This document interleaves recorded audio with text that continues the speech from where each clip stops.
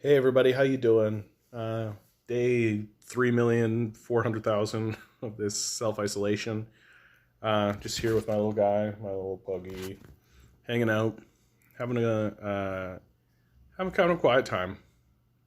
Um, I think the big news, and I wanted to address it to all those Bernie Sanders supporters. Um, Bernie Sanders drops out, and it leaves people with kind of sense of okay, well, what now, right? And I think that I mean, to jump to the conclusion, what the people who are organizing within the Bernie Sanders campaign and people who are supporting Bernie Sanders, what they have to do now, what you must do, is take to the streets. You have to organize with your neighbors, you have to organize with your workers, you have to organize with the people who are around you, and you have to take over the streets. And there is no alternative at this stage in the game. Um, as soon as the COVID-19 crisis ends, it is the responsibility of these people who are putting that energy into into a kind of a dead political system, into the streets, because it's the last place, it's the last thing that we've got. And I'm not talking about like go have one protest one day and then go home and keep working for capitalists. I mean that you have to get out onto the street and stay on the street. It needs to be a return to the Occupy movement, and there's just no two ways about it. It needs to be a wholesale lockdown of major city centers, major avenues, major street corners. Um, it cannot be business as usual. Um, and when the corporate media acts confused about what you're doing, because that's what they're paid to do, you just tell them to fuck off. We know where these people live, right? Like, we understand that they live in homes, they live in houses. We understand where these thieves and these liars and these death cultists live. Uh, we need to go to their houses, right? We need to make it difficult for them to get in and out of their homes. We need to make it difficult for them to enjoy time in their homes. We need to make it difficult for them to enjoy their lives because they're making it difficult for us to enjoy our lives. Um, I can't express to you how high I think the stakes actually are in this conversation. This last bill is basically fascism. It's just the entrenchment of the billionaire class. Like, you think Jeff Bezos is rich now? Just wait. The amount of assets that he's going to be able to buy up because of that bill, the amount of assets that the billionaire class are going to pick up. Any small business that was on a street that you see, it will be gone. It will be bought by some billionaire because that's how it has to happen. That's the design of the system. The system is designed for that. Um, and as that speeds up, as it becomes a faster and faster process, uh, workers are going to have less and less options as to where they can actually go to sell their labor. And so they're going to have to accept worse and worse situations and worse wages. And now is the time to simply shut it all down. And because it needs to be shut down in the first place, because the death cult of capitalism is designed to destroy the entire society through climate change. That's just a given at this stage in the game. And the other side of it is that, um, sorry, I just got distracted for a minute because I'm wearing this Scooby Doo shirt, and I'm talking about something very silly or serious rather, while wearing something rather silly. And I have to do these things to keep my mental state intact. I do. I have to do these things to keep my mental state intact. I have to fill my life with levity, and I have to have fun, and I have to do these things because if I don't, I just will go absolutely bonkers insane.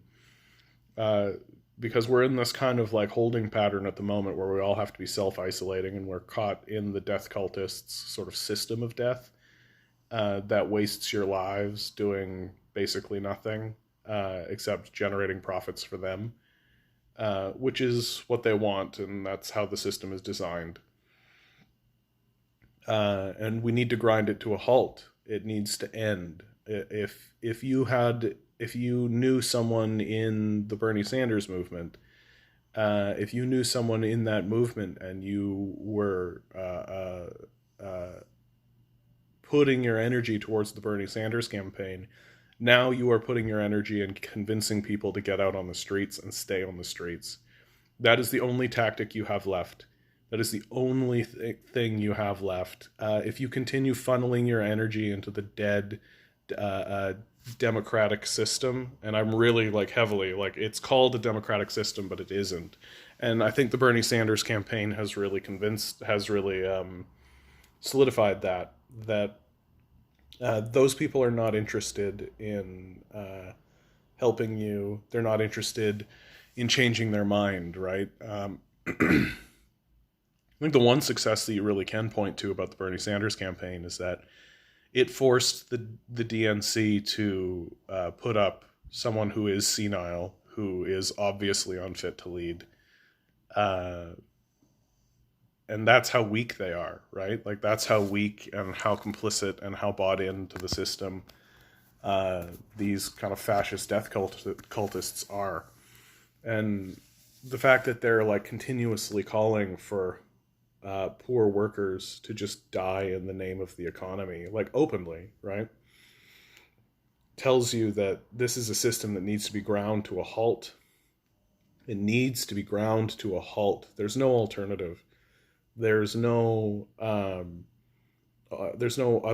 avenue, right? What are you going to do? You're going to wait 4 more years to lose this battle again, which is exactly what's going to happen, right? And at this point, it's not about convincing the majority. You did convince the majority. As far as I'm, like, one thing that doesn't get talked about, and I think it's because sort of progressive media and leftist media is worried that it'll discredit them, but it's absolutely lunatic fringe to me to say that this election wasn't completely stolen from Bernie Sanders. Like, obviously it was stolen.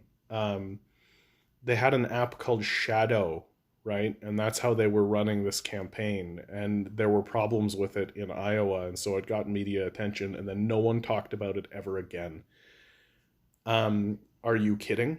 Like, are you kidding? Like, I think you'd have to be completely delusional to believe that that election was fair. Take a look at the exit polls coming out of these states that Bernie Sanders lost. Look at the exit polls, right? America has invaded places for this sort of stuff, right? For the discrepancy between the exit polling. They've used it as a way to say that the democracy is illegitimate. When America's democratic system is as illegitimate as it can be. It's just a facade. And so that's all to say that you already have the majority of people. You already have those people on your side, right? They pretend like the numbers went towards Biden, but I think that's complete nonsense. And I think if you get caught in this kind of idea that, like, well, next time we'll just convince more people, next time we'll have better arguments, next time we'll have this, next time we'll have that, then you're going to lose again. And you're going to lose, and it's going to look exactly the same. The only thing that you have left at this point is to take to the streets, is to organize with the people around you, is to set a date and start taking over neighborhoods, and start taking over real estate, and start occupying areas, and start dismantling the system of death that climate change will absolutely obliterate. Like, you think this COVID-19 crisis is revealing the flaws of capitalism? Wait until climate change starts to burn your countries down, burn your states down. Wait until the forests light on fire. Wait until you see the amount of disorganization and disinterest to deal with that situation by your rulers. This is only going to get worse. And that is a guarantee. And it will continue to spiral people.